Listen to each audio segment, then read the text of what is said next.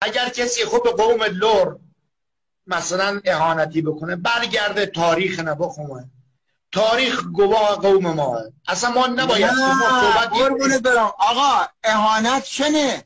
بخش بسیار فقر و فلاکت من سرزمین لوره. از این بالاتر اهانت؟ نفت مال ماه، گاز مال ماه، آب مال ماه، جاده های ارتباطی مال ماه.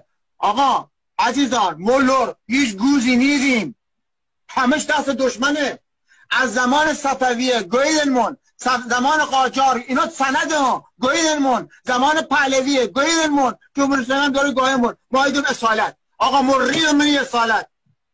آقا خارمادرمون دارن گاهن، کلیانمون دارن کشن، سنگ مزارمون اشکندن. آقا این چه اصالتیه؟ آقا بریم توی اصالت.